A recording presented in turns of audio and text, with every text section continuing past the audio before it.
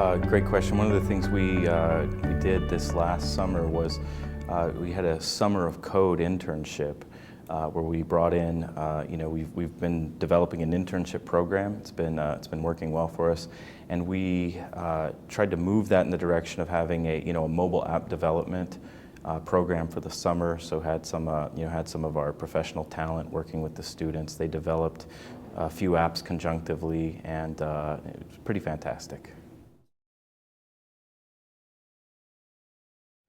There've been a few.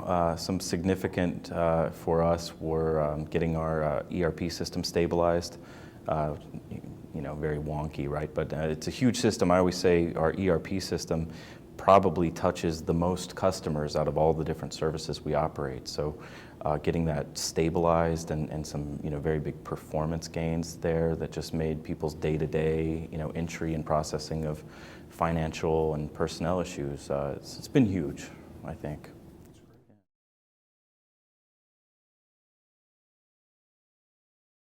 Yeah, I think it's funny. We have the top 10 priorities of the CIOs that NASCIO always talks about in priority order, and we always say, which of these applies to you, and the answer is yes. But for us, I think cybersecurity is a big push. For us, public safety modernization, communication remains a priority with some of the projects that we have. I think some of the financial management and the way that we approach our traditional, chargeback models for the way we operate services and the way that we can become more nimble in that regard. And then taking a step back, I think, starting a second term effectively, really want to look at some leadership, professional development, and ways that we can just mature our organization overall.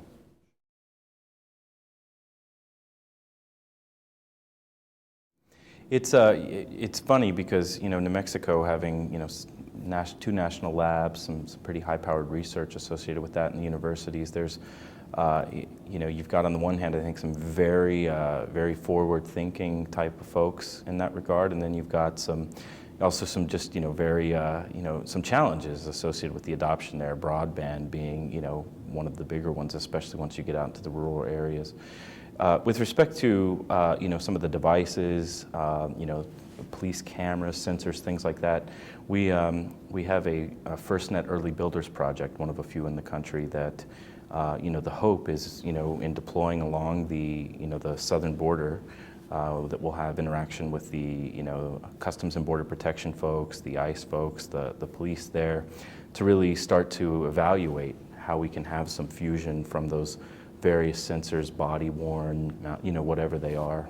So that's, for us, it's a modernization effort from a public safety communications standpoint, but it has that, I think, side effect, right, of being Internet of Things-ish, if you will.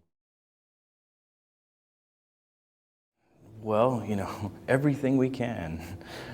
Yeah, there's a couple different lines there. What I found is that we've got, especially with our core team at our agency, tremendous talent from a tactical perspective. I mean, we've got some guys who really they can read the matrix, they're on top of things, have a very mature way in their day-to-day. For us, I think a big next step is going to be policy. And one of the other aspects of our cybersecurity, I think, is it's not just us as the IT. So I think, I'm excited that we've gotten, our, Homeland Security, Public Safety, some of the other agencies that have really, our National Guard, that really understand that we've got to build some governance around this. We've got to have, priorities. We've got to have response frameworks, and that it's not just the, it's not just the nerds. That it takes the whole state. So that's a big priority for us, if you will.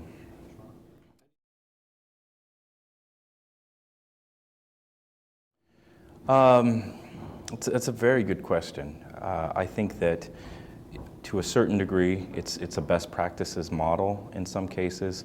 I think that that's one of the things about NASCIO in particular that's always very helpful is the, the federal advocacy. We have the fly-in that's coming up on Wednesday where we'll get to meet with a lot of folks there.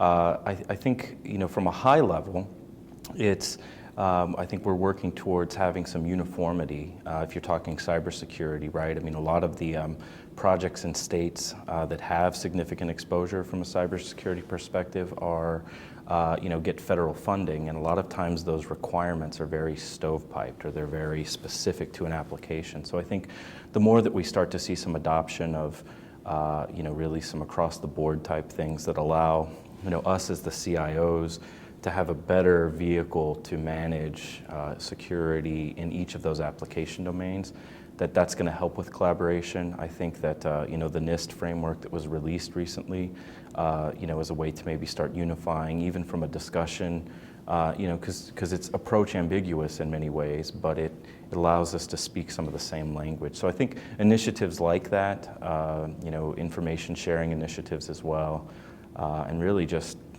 I think, we always say we see somebody doing something really good in another state, let's not be afraid to take that and try to adapt it internally. So, yeah.